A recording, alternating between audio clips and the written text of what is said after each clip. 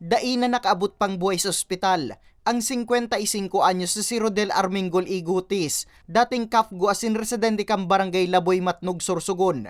Pasado alas 9 ning banggi kaya kang nagtalikod na Biyernes, nabadil ni Armengol ang sa iyamansan ng sadiri, kan aksidenteng makalabit ang bitbit na improvised shotgun. Sigun kay Police Master Sergeant Trico Habilona kan Matnog PNP, nagtatrabaho bilang watchman sa sarong construction site sa nasambit na barangay ang biktima. Palaog namang kutay ni sa trabaho, alagad dara kang madiklum na dalan.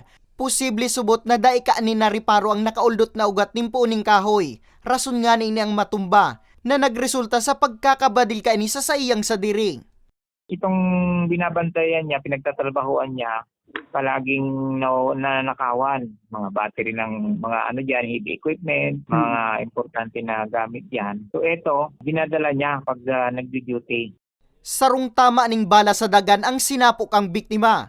Dating po doon, nakita nila nakadapa na ito. Pinatihaya nila, yon nakita na hawak-hawak pa yung improvised na shotgun at may tama na, may malaking butas na dito sa kanyang kaliwang dibdib sa may tapat ng kanyang puso.